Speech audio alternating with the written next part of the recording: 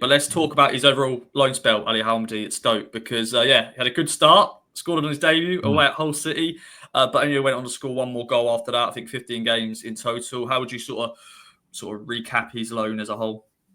There were some matches, I think like the Hull match on his debut, where he seemed to get through on adrenaline and he was full of energy and he didn't stop running. And the fans were singing his name right from the start, and he loved it. Although he did say at full time he didn't realise what on earth they were singing until his teammate had to translate Stoke to him.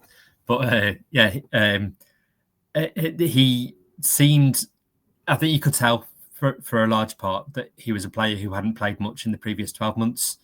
He'd been on the bench, hadn't he, mostly for Ipswich. I think there's only a couple of starts in the Championship, and he'd been used as a substitute in the Premier League. And it was a big difference coming down and asking him to start games and swing games from the off. And then it was, I think it was maybe must have been the March international break. He went into it carrying a bit of a niggling injury. And after that, he seemed like he was huffing and puffing a little bit. He was desperate to play and desperate to be involved, but it seemed like his body was dragging him back a little bit. And he struggled perhaps through the last couple of months. And although he only got 2 goals, they were really important goals. A decisive one at Hull that turned the match around against the team who were battling at the bottom with Stoke, and the winner against Blackburn, what was a really important game for Mark Robins. So he played his part. He will have wanted to have done more, and he'll be frustrated that he couldn't be more involved on the score sheet for certain. And you got the feeling that when we didn't really see the best of him, partly because he wasn't sharp enough or wasn't fit enough to be the player that he thinks he can be. Yeah, but it's an incredible story from him because, a year ago, when he signed for Stoke, he was playing League Two football and obviously just been playing in the Premier League, which is incredible. Yeah. Obviously, 11 starts, which is not bad. As you said, he's been mainly a sub player for Town since he signed from AFC Wimbledon.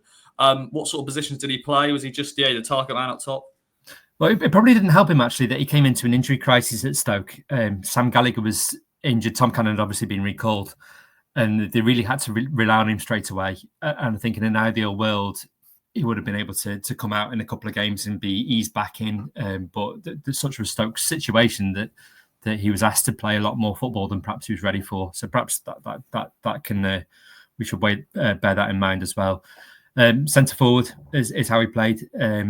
Almost always on his own, flanked by two wide players, Million Manhoof and Bae Jun Ho, who stay wide, really. And in a couple of games, he was paired in a 2. He played with Nathan Lowe, who was 19-year-old Stoke Youth graduate, away at Bristol City. That was a bit of a horrible night. And he played up front with Sam Gallagher in the final day. There was a big hope that Gallagher and Al-Hamadi could be fit at the same time. On paper, it looked like they'd really complement each other. And we only got to saw that in one game. And the game that it happened in was away at Derby when Stoke just needed a point to stay up. And you don't want to base too much of your opinion on what happened in that game. Stoke just needed to keep a clean sheet, which they did. And that was the objective of the day.